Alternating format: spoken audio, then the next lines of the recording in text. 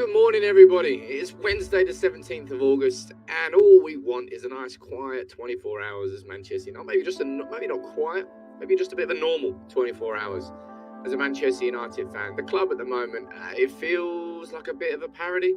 The things that we are reading, the things that we are seeing on and off the pitch, it's almost unbelievable.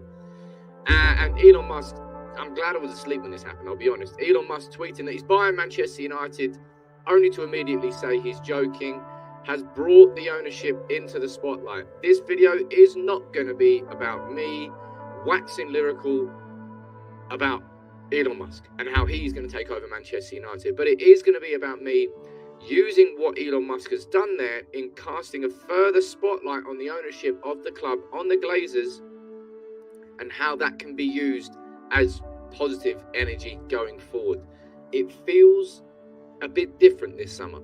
It really does. I've already got a video prepared and recorded that's going out at lunchtime today, which I consider probably the most important video that any United fan can watch on the Glazers.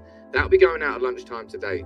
I'll also probably be doing a video tomorrow on why I think, and it's not just a thought. There's a lot of evidence, in my opinion. There's a lot of connecting dots towards the fact that I think the Glazers are preparing to sell Manchester United, or at least preparing the idea of selling Manchester United. Once upon a time, that was a fairy tale, almost a fantasy from fans, and it was just pressure from fans. But now, there's smoke. That's what I think so anyway. But look, good morning to everybody down here. And I can see you in the comments. Jason, Save the Jungle, Gabor, good morning to you. Who else we got down here? We've got Matt, we've got Rene, Cordell, Desmond, lots and lots of you. Ken as well. There are obviously lots of new members yesterday, or the absolute G that he is gifting 50 memberships. One absolute don. But look, there's something I want to say here before I dive into this, and we speak about the Elon Musk situation, those tweets, and the meaning that we can take from that. There's something that I want to say about a video that I did yesterday. So yesterday I did a video on the Cristiano Ronaldo situation, and you'll know full well that I feel very strongly about this Ronaldo situation, what I think it means for Manchester United, and how it's not sitting right with me whatsoever. But I do think with this Ronaldo video, I think I went a little bit further than I kind of normally do, and this is why I've decided to do this. Quite a few people, I don't need to name any names, quite a few people have messaged me directly about it, and I think you were right. I think what I did yesterday, which wasn't my normal style, is I effectively accused United fans of not being United fans because of their take on Ronaldo. I think that was wrong. So what I've decided to do is just take that video down. Because, yeah, my integrity is quite important to me. I don't just want to spout shit out and not be pulled up on it. So what I've decided to do is just put that video to private. I still feel exactly how I feel on the Ronaldo situation. That won't change, but I don't think it's really up to me to sort of completely and utterly define how people want to be United fans. Look, I still feel exactly how I feel in that video. Not in the fact that I'm telling United fans how to be United fans, but it's just that I don't understand how people are putting the how happy Ronaldo is ahead of how happy the club is. You know, that's what I feel. I feel like I was kind of, I don't know. It's such a tough situation, and right now, I'll tell you what, just United fans, everyone's on the edge. Everyone's close. Everyone's like beyond frustrated, really. And the Ronaldo situation was, I don't like it. I really don't like it. It's not sat right with me at all. But I'll tell you what, I'll move on from it, and I want to focus on. I don't want to focus on the idea of Elon Musk buying Manchester United, because he won't buy Manchester United. But the reason I did decide to take that video down is genuinely I do listen to what you say. I do listen to what people think, and I take it all into account. It's not just about my opinion is the most important at all, right? But we'll leave it like that. Let's move on to this last night. As I said, I'm glad I was asleep when this happened. 1 a.m, UK time, Elon Musk being Elon Musk. Breaking Twitter. basically, saying that he's buying Manchester United, only for him to quickly, 4.5 hours later, say, no, this is a long-running joke on Twitter. I'm not buying any sports teams. And that's put that to bed, only for him to half an hour later say this. Although if it were any team, it would be Manchester United. They were my favourite team as a kid. Now, I'm not here to try and argue and do a video on why Elon Musk would be a better owner than the Glazers. I'm not here to suggest that, maybe he's actually going, no, it's not. He won't be, right? Elon Musk is not going to be buying Manchester United. But what this does is just bring a big, huge magnifying glass and put it on the ownership of Manchester United. Power, you're down there saying, look, Elon likes, but yeah, Elon does like publicity. He doesn't really need publicity, but he loves it. And in this situation, I think we can use it as a bit of benefit, right? We can use it as a bit of benefit because it does cast further spotlight on the Glazers' ownership of Manchester United. And in the same way that Michael Knighton, and I'll speak about the Michael Knighton situation in a little bit, in the same way that cast a bit of spotlight onto it, I think Elon Musk doing that is going to cast further spotlight onto it. Now, I've got no doubt that the share price of Manchester United is probably going to fly up another 10-15% in pre-market trading and when the New York Stock Exchange opens.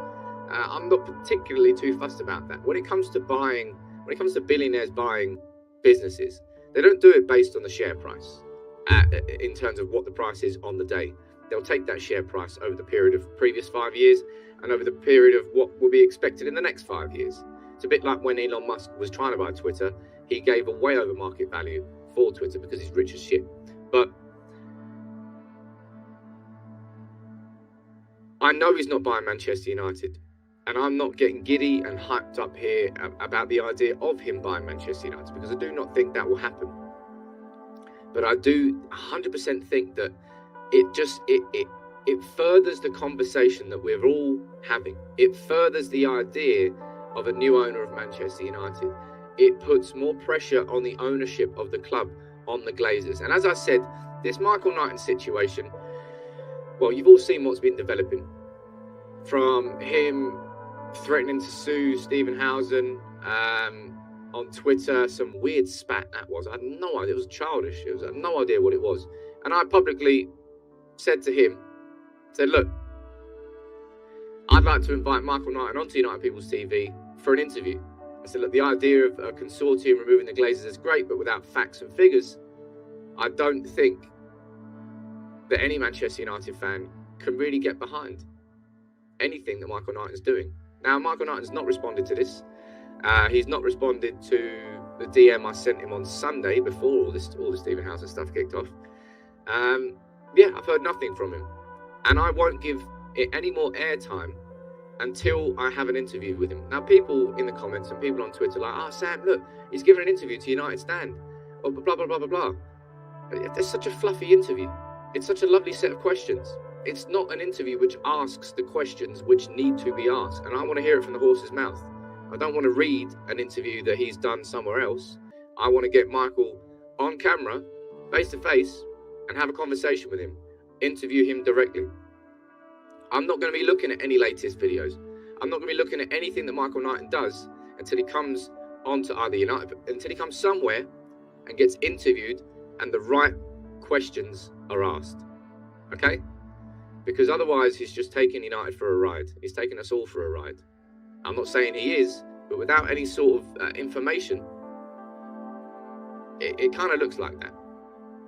But yeah, I've told you I wasn't going to speak about Elon Musk that much. Fitness Balance, I see you there joining as a member. Let me know where you're watching from. Elon Musk isn't buying Man United, but I don't consider it a negative thing that he's put that out in the public domain. You might say, Sam, here we go. It's just another... So United, we're a joke. We are a joke.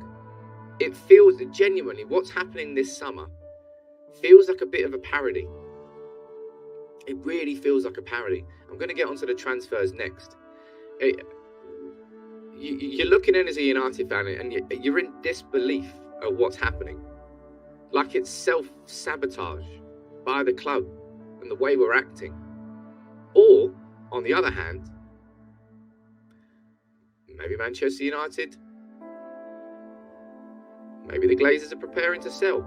As I say, I think there's a lot of... The way I would describe this, right? I don't want to pull their picture up on screen for too long, but let me please explain this situation. The Glazers have effectively they've had a strategy of ignorance.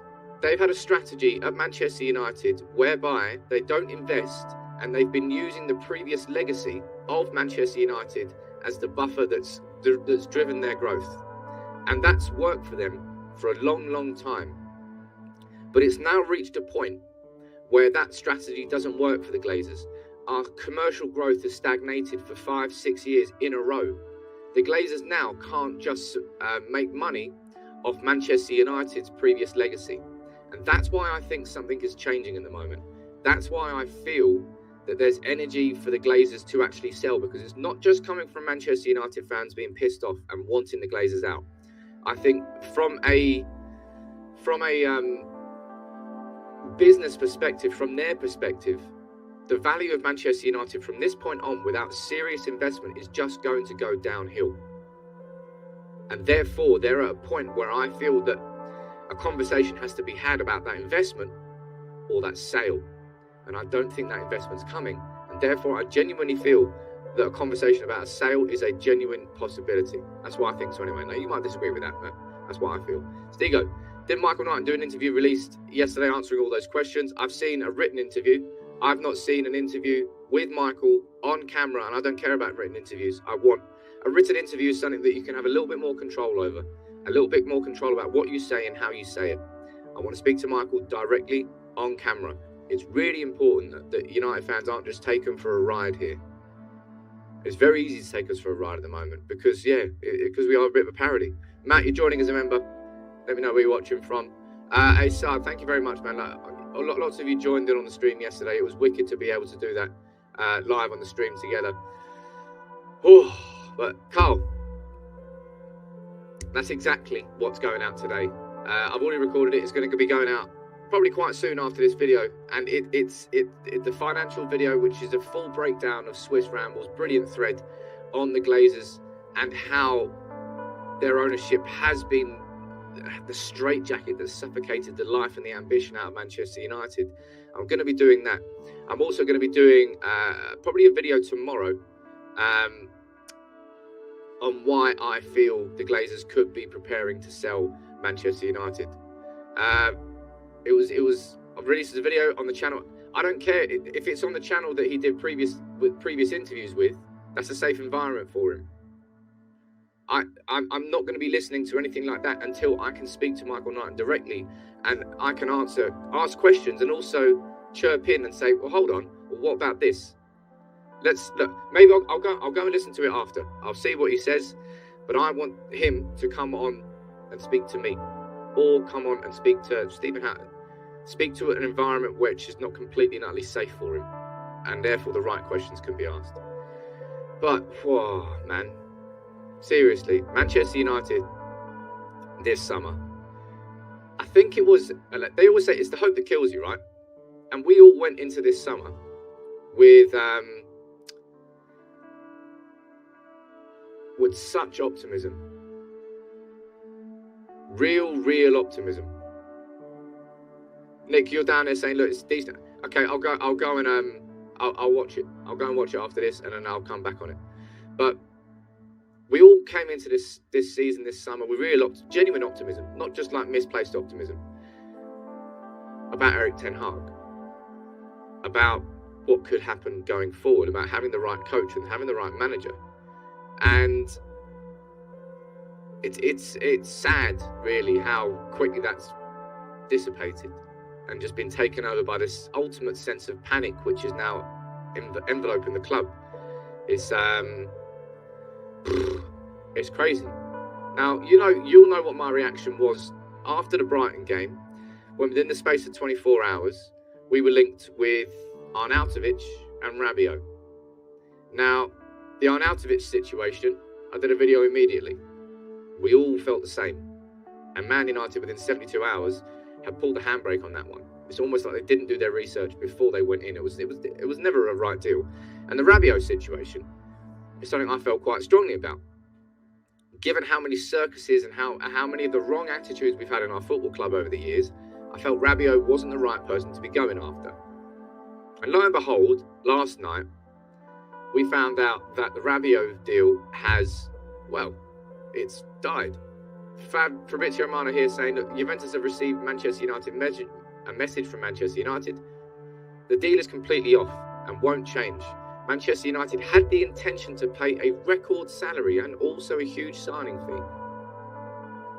I don't know whether they're talking about Rabiot there directly or whether that's going to be all players, but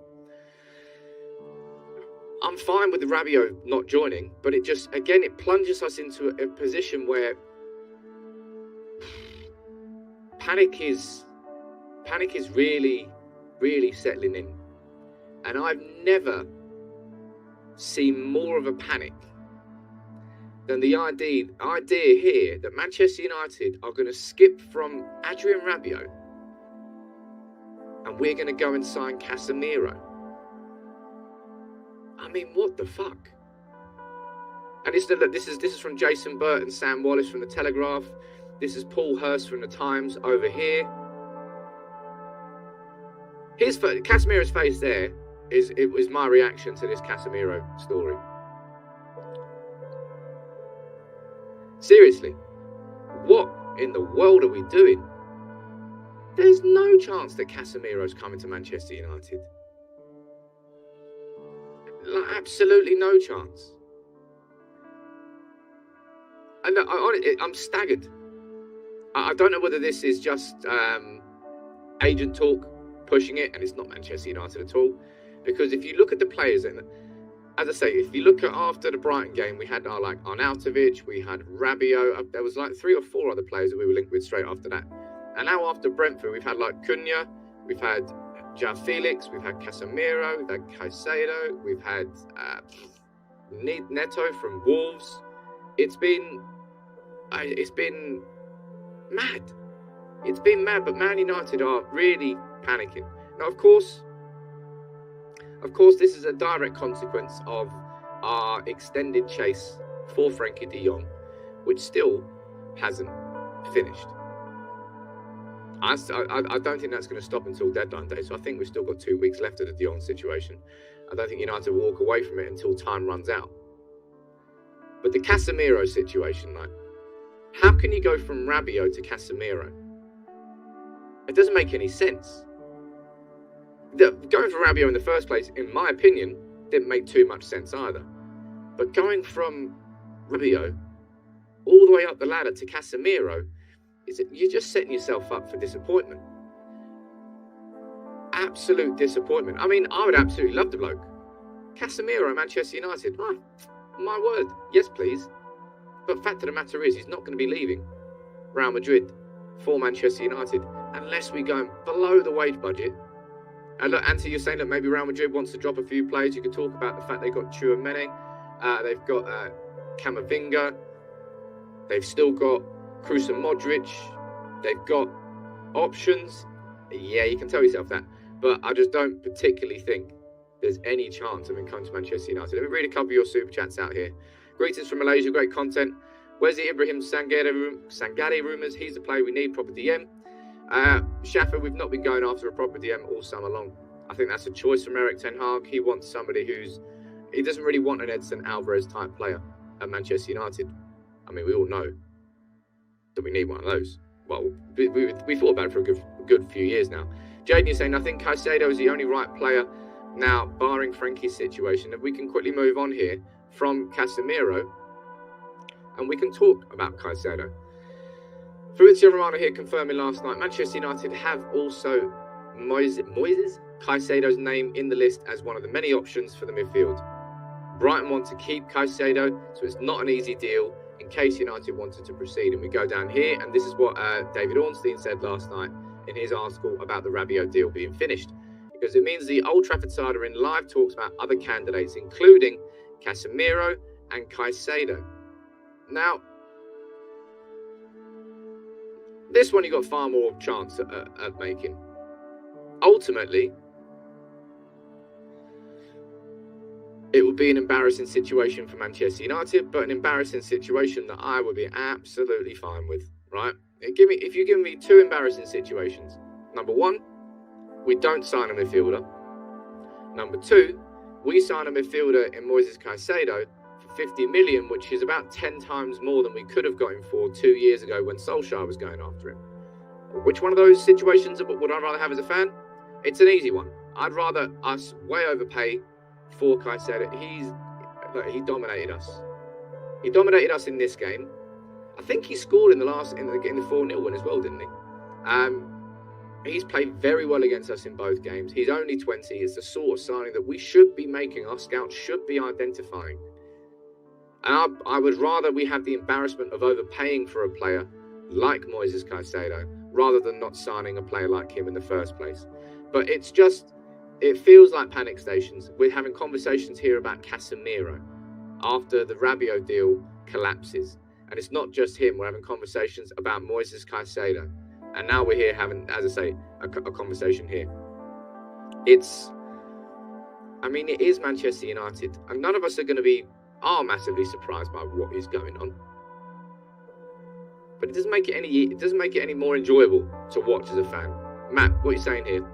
Saying, morning Sam, a DCFC fan, but grew up with the United. I've represented because football, became a fan, always supported United. You rekindled my love for the club. Thank you very much, Matt. I don't know why I've done that. But yeah, United do need our support. United are a club that's getting dragged underground by everything that's going on. Honestly, this summer is wild in all the wrong ways.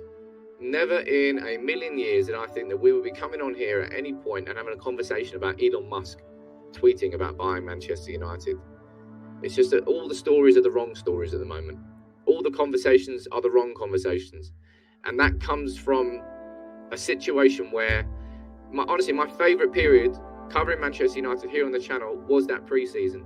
All those videos we were doing in pre-season, focusing on the training and the drills, because I genuinely, for the life of me, looked at my club and I was like, shit, we're actually, you can see where we're going. You can actually see a path and a direction. And to go from that to where we are now, and it seems like everything's on fire, it's devastatingly disappointing. I think that would be the best way to describe it. Properly disappointing, because we could see where we were going. But hey, I don't know. It's getting to me. I'm sure it's getting to you as well. It's exhausting. But look, it's not just Casemiro we're going after in Madrid. We're going after João Felix as well, according to Marca out in Spain. I would kind of take that with a pinch of salt. I would say there's definitely a bit more momentum behind the idea of Casemiro, behind the idea of Moises Caicedo, because first and foremost, we need that midfielder. We absolutely need that midfielder. Steve, you can go down here saying can't judge pre-season when we play teams.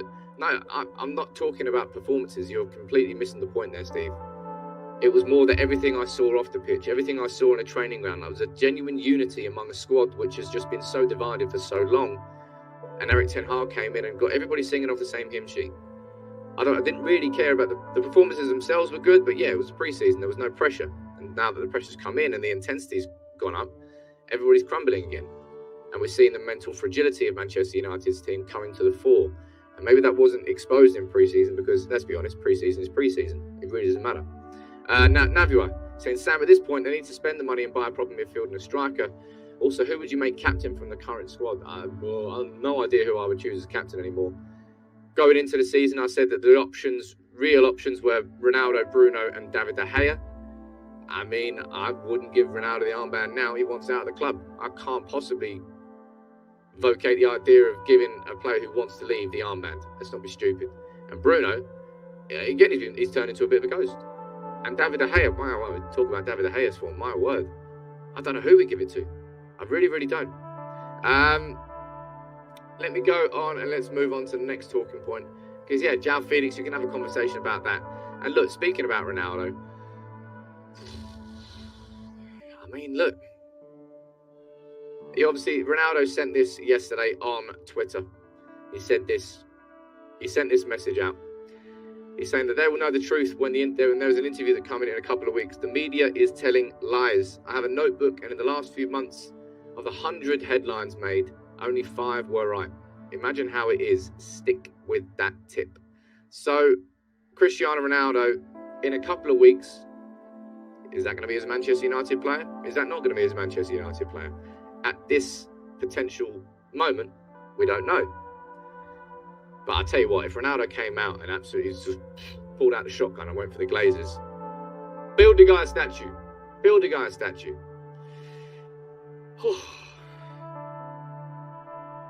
It's the circus, the absolute circus.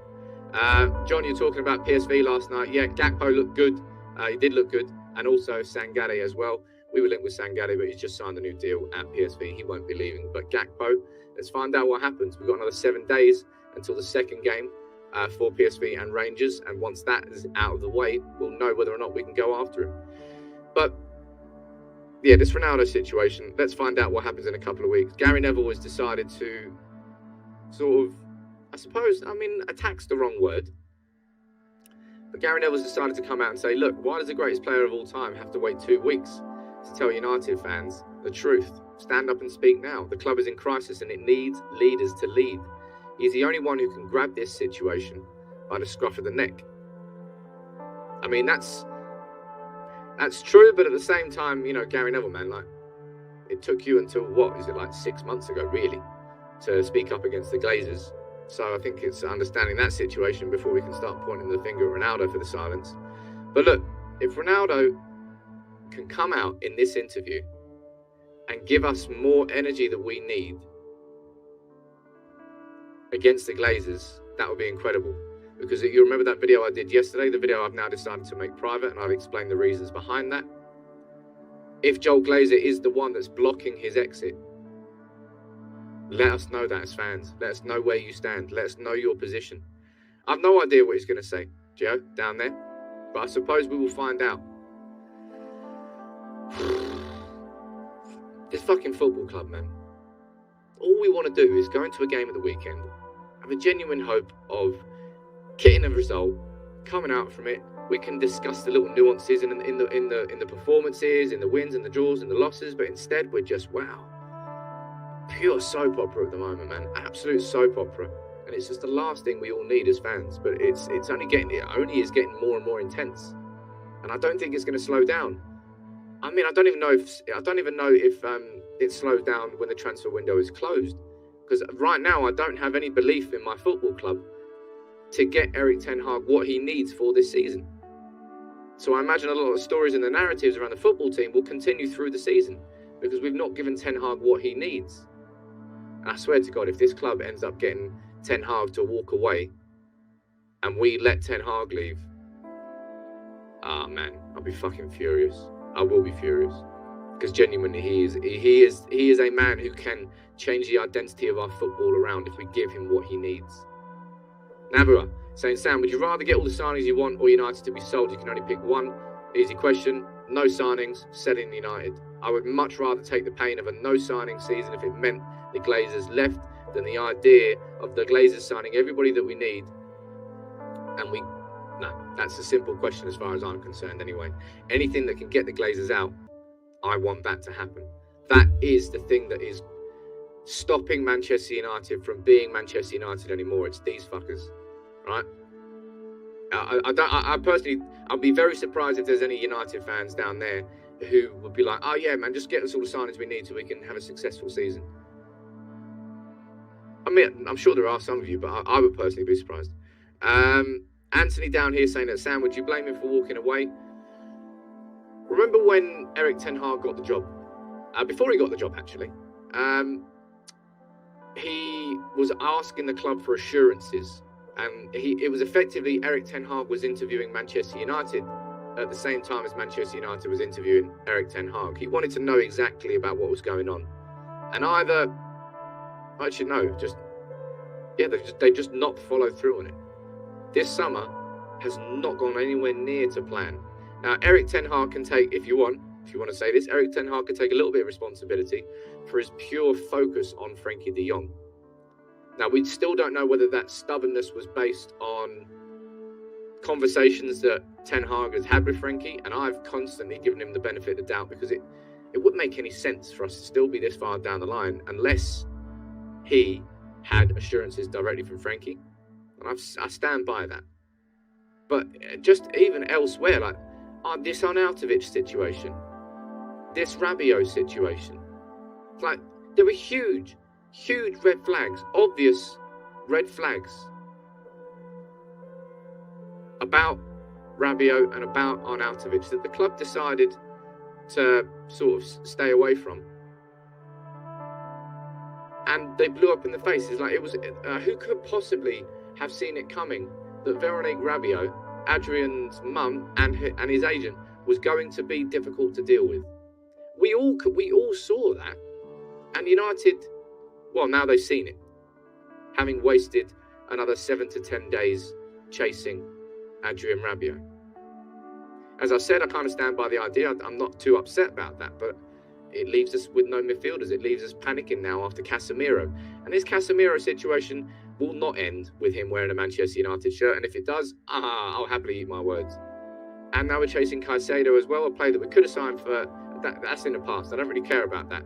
We've made previous mistakes, but it doesn't mean that I wouldn't want us to. I'd rather we overpay now and sign Caicedo than not sign anybody at all. But look, I'm going to wrap this one up for today, because I don't think I want to speak too much longer on it. I'd rather get the video out on the Glazers out a little bit earlier than us having a conversation here further. I spoke about the Musk situation, and I spoke about the fact that he said he's buying Manchester United, but also he said it was a joke immediately, right? And that's in the title, it's in the thumbnail. I'm not here trying to spread falsities that Elon Musk is buying Manchester United, but I am saying that adds further spotlight onto the Glazers, right? Absolute further spotlight onto the Glazers. And this, I'm going to answer this question. I can see loads of you have been talking about Ronaldo down here in the comments. I'm going to end on this. I haven't blamed everything on Ronaldo whatsoever, but I've massively disagreed with how he has gone about handing in the transfer. Look, okay, let's find out in 2 weeks. Maybe he never handed in a transfer request, and all of this has been completely falsified and made up. Well, I suppose we'll find out in a couple of weeks. But I haven't blamed everything on Ronaldo. I've just really not agreed with the timing of it and how it's gone down. And that's my own personal opinion. And the reason I removed that video is because I effectively dismissed everybody else's opinions as just completely and utterly false and wrong. And the idea of an opinion is you can't be wrong, right? It is what it is. I do listen to you sometimes. I do listen to you, and that's why I took that video down. So yeah, thank you very much for tuning in today. It's a little bit of a shorter show. I can't get my head around what's going on with Manchester United on a day-to-day basis at the moment, and nothing surprises me anymore, so I have no idea what's going to come tomorrow. But make sure you check out the videos going out at lunchtime today. I implore you. It really is an important video on the Glazers, and I would ask you to share it. Share it around everywhere. It's the sort of video that every United fan needs to watch, and fans of other clubs, because it's a bit of an education, that video. Take it easy, everyone.